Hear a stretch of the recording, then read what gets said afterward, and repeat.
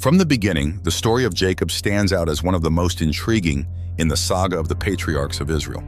Son of Isaac and grandson of Abraham, Jacob was born into unique circumstances. In Genesis 25:26, we read, "Afterward came his brother, and his hand took hold of Esau's heel. Therefore his name was called Jacob." His name, which means he who takes hold of the heel, or supplanter, already gives us a clue as to the character and destiny he would carry. Jacob was not just a character. He was someone destined to shape the future of a great nation. His story begins with a birth that, even within his mother's womb, already foreshadowed the rivalry with his twin brother Esau. But what did the future hold for him? And how would God use an ordinary man with flaws and imperfections to fulfill his divine plans? That is the journey we begin to explore now. Jacob and his brother Esau were not just the fruit of their parents, Isaac and Rebekah's desire for children, but they were the fulfillment of a divine promise. For many years, Rebekah struggled with the pain of barrenness until God finally answered her prayers. Genesis 25:21 says, "And Isaac prayed to the Lord for his wife, because she was barren. And the Lord heard his prayer, and Rebekah his wife conceived." But this was no ordinary birth. From the womb, God had already revealed to Rebekah that her children would have different destinies. In Genesis 25:23, God declares, "Two nations are in your womb, and two peoples will be separated from your body. One people will be stronger than the other, and the older will serve the younger." Thus, even before he came into the world, Jacob already bore the mark of a promise that would forever change the history of his people. This divine prophecy established the path that Jacob would follow, a path full of challenges, deceptions, and finally, redemption. But despite everything, God's plan was in action, showing that his will prevails, even in the most unlikely circumstances. Jacob's story begins to unfold with an event that would forever change the destiny of him and his brother Esau. One ordinary day after a long hunting trip, Esau returned home exhausted and hungry. Jacob, ever shrewd, saw an opportunity there. In Genesis 25:29-31, we read, "Jacob was preparing stew when Esau came in from the field, exhausted and hungry. 'I am almost dying of hunger,' he said. Then Jacob said, 'First, sell me your birthright.' Esau, without considering the spiritual and cultural value of what he was doing, traded his birthright for a simple bowl of lentils. This impulsive act revealed the character of both brothers, Esau despising what was sacred, and Jacob taking advantage of the other's weakness. The Bible emphasizes in Genesis 25:34, Esau despised his birthright. At that moment, destiny began to take shape. Jacob, the supplanter, now legally possessed what was considered the most important blessing for his descendants.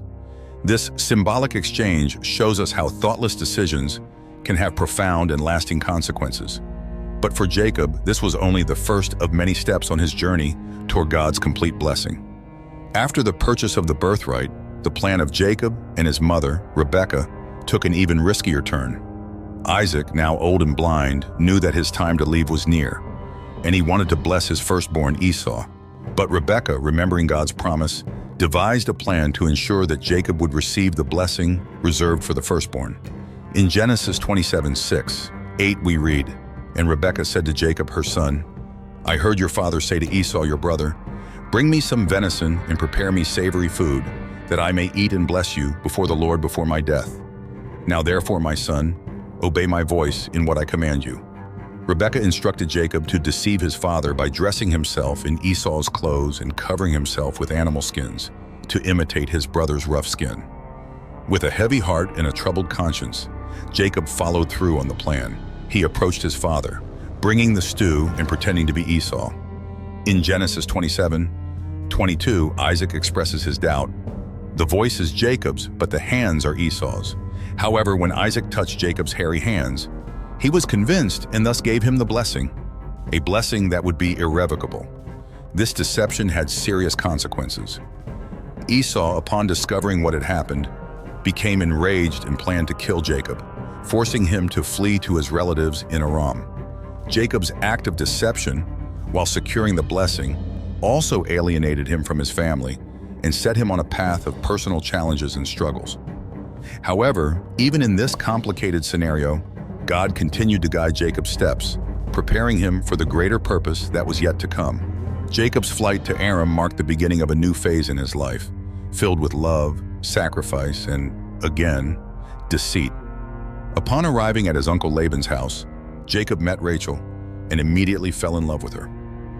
In Genesis 29:18 it is written, "And Jacob loved Rachel and said, I will serve thee 7 years for her sake, for Rachel thy younger daughter."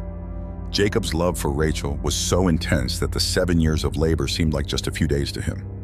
However, Jacob's story took an unexpected turn when, on his wedding night, Laban tricked him into giving him Rachel's older sister Leah.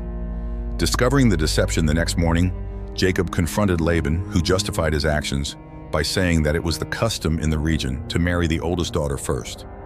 Despite his disappointment, Jacob agreed to work another 7 years to marry Rachel, the woman he truly loved. In Genesis 29:27-28, we read, "Finish the week of this one, and we will give you the other one also in exchange for the service. You will serve with me another 7 years." So Jacob worked for Rachel for another 7 years, demonstrating his perseverance and dedication. Jacob's marriage to Leah and Rachel brought complexities to his family life. He had 12 sons, including Joseph and Benjamin by Rachel, and many more by Leah and her concubines. This family would become the foundation of the 12 tribes of Israel. Although Jacob's story is marked by deception and challenges, it also shows the power of love and perseverance, and reveals that God, even in the midst of human difficulties and failures, was fulfilling his plan to form a great nation from Jacob. After many years of serving Laban, Jacob felt it was time to return to his ancestral land of Canaan. But the road back would not be easy. He knew that upon arrival, he would have to face his brother Esau, whom he had deceived years before. A fear and anxiety gripped Jacob as he prepared for this fateful encounter.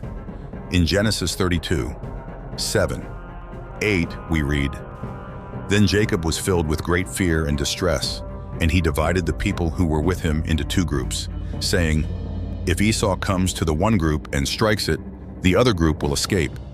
But before he met Esau, Jacob had an even more significant encounter. By the brook Jabbok, he wrestled with a mysterious man all night.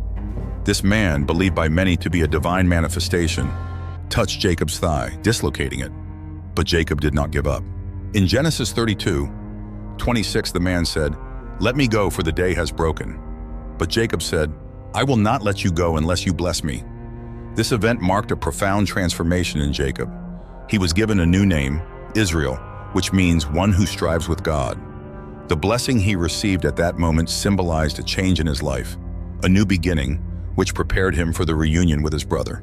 The next day, Jacob finally met Esau. Fearing the worst, he approached his brother with humility and fear. But surprisingly, Esau ran to meet Jacob, threw his arms around him, and kissed him. In Genesis 33:4 it is written, "Then Esau ran to meet him and threw his arms around him, and he fell on his neck and kissed him, and they wept." This reunion was not only a reconciliation between 2 brothers, but also a moment of healing and restoration. Jacob, who had once lived in fear and guilt, now experienced the power of forgiveness and reconciliation, showing that even after years of separation and conflict, love can prevail. Jacob's journey toward the Promised Land was marked by many challenges, but also by moments of growth and transformation. Even after reconciling with Esau, Jacob's life continued to be filled with trials. One of the most painful was the death of his beloved wife Rachel, who died while giving birth to their youngest son, Benjamin. Genesis 35:19 records, "So Rachel died and was buried on the way to Ephrath, that is, Bethlehem." This moment of profound loss scarred Jacob, but he continued on his journey, knowing that his family's legacy must continue. In addition, Jacob faced the tragic incident involving his daughter Dinah, who was dishonored by Shechem, the son of Hamor the Hivite. This event led his sons Simeon and Levi to take drastic action, avenging their sister's honor, but also bringing consequences for the entire family. In Genesis 34:25 we read, "On the 3rd day, when they were in pain, 2 of Jacob's sons, Simeon and Levi, Dinah's brothers, each took his sword and crept into the city and killed every male." Despite all these challenges, Jacob maintained his faith in God and continued to lead his family. However, the betrayal of his eldest son Reuben brought Jacob further grief when he learned that Reuben had dishonored his father by sleeping with Jacob's concubine, Bilhah. In Genesis 35:22, the Bible records, While Israel was living in that land, Reuben went and lay with Bilhah, his father's concubine, and Israel heard about it. These events showed that even as the patriarch of a great nation, Jacob was not exempt from the pains and hardships of life. Finally, after years of trials and blessings, Jacob was reunited with his beloved son Joseph in Egypt, where he was welcomed and honored. Jacob lived his final years surrounded by his family, but also with the wisdom of one who had faced many adversities. In Genesis 47:28, we read, "And Jacob lived in the land of Egypt 17 years, and the days of Jacob, the years of his life, were 147 years. Before he died, Jacob blessed Joseph's sons and his own sons, establishing the future of the 12 tribes of Israel. He was buried in Canaan, in the cave of Machpelah, along with his ancestors, Abraham and Isaac, thus ending a life marked by faith, suffering, and divine promise. Jacob, also known as Israel, left a legacy that echoes through the generations. His life was marked by ups and downs, but through it all, God fulfilled his promises. Jacob not only became the father of the 12 tribes of Israel, but he is also remembered as one of the most important patriarchs of faith. In Hebrews 11:21, he is mentioned in the Hall of Heroes of Faith. By faith, Jacob, when he was dying, blessed each of the sons of Joseph and worshipped, leaning on the top of his staff. Jacob is mentioned in several genealogies and biblical passages, including the Gospels of Matthew and Luke, where his lineage directly connects the history of the people of Israel to the coming of the Messiah, Jesus Christ. His life, full of challenges and encounters with God, reminds us that even in the midst of our failures and struggles, God is faithful to fulfill his promises. Jacob's legacy is not limited to ancient history. He continues to be an inspiring figure for all who seek to understand the power of perseverance and faith in the face of adversity.